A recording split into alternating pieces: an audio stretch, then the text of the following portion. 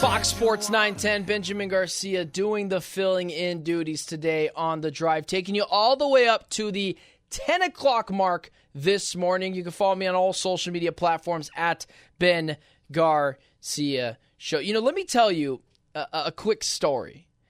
7 months ago when, Jody sat me down and when I started doing the filling in duties on The Drive, it's kind of funny because Jody was kind of giving me some pointers. This is what you can do. Maybe do this, don't do that. And I remember specifically one thing that stuck out from that meeting is Jody told me, don't be so insane. Meaning like, don't just have a crazy take, just have a crazy take. Back things up. And, that NFC West prediction where I don't have the Niners winning the division as of right now.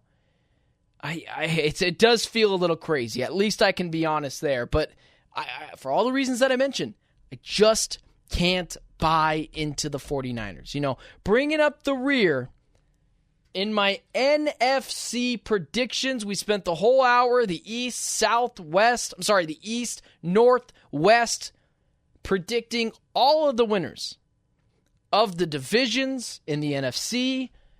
In the final segment of the 8 o'clock hour, we finally get to the NFC South.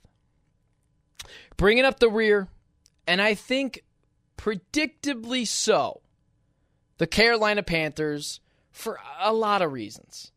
They added some positions to help this team clearly.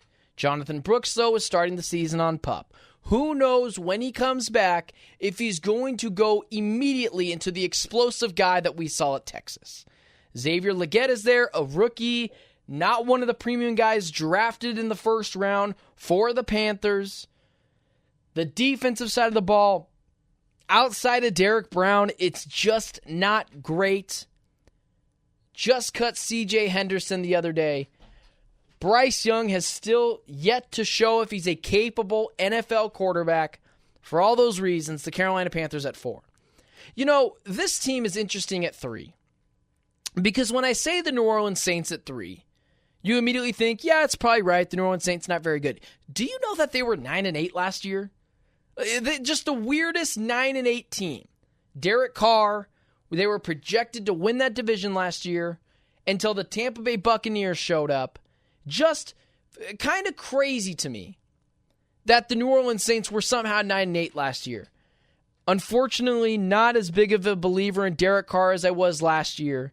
Chris Olave's still there. Spencer Rattler is breathing down the neck of Derek Carr for that starting spot. The defense is always stout. I have I shouldn't say no respect. I have no belief in Dennis Allen as the head coach. So for all those reasons, New Orleans Saints at number 3, and like will be in the quarterback market in the draft next year.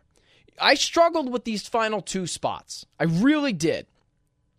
But ultimately, I went with the Tampa Bay Buccaneers being the second team and likely missing out on the playoffs potentially this year in the NFC South, but coming in at second in their division. I like the Baker Mayfield comeback story.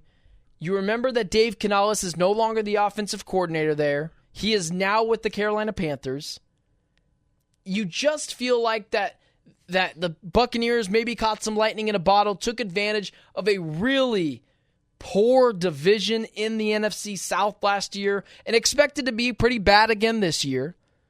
Chris Godwin's still there. Mike Evans is still there. Rachaad White was better at fantasy than he was an actual NFL starting running back.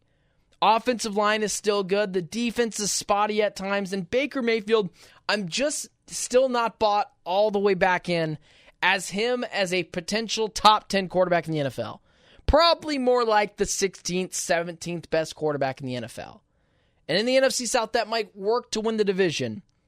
But now that they don't have the best quarterback in that division anymore, it leads me to my next point, the Atlanta Falcons. Jody was the first person to mention this. He was the one that had mentioned this on Twitter, basically saying that Desmond Ridder being so bad at Cardinals training camp makes him very bullish on the Atlanta Falcons, and I've kind of followed in his footsteps there. I was at training camp, I was talking to people. Desmond Ridder was really bad. I mean, you can't overstate how bad Desmond Ridder was. He doesn't even look like a UFL quarterback. He looks like a a herky-jerky college quarterback that caught lightning in a bottle and made the college football playoff, and now it makes a lot more sense why they couldn't score against Alabama at all in the college football playoff. Add in Kirk Cousins to that mix.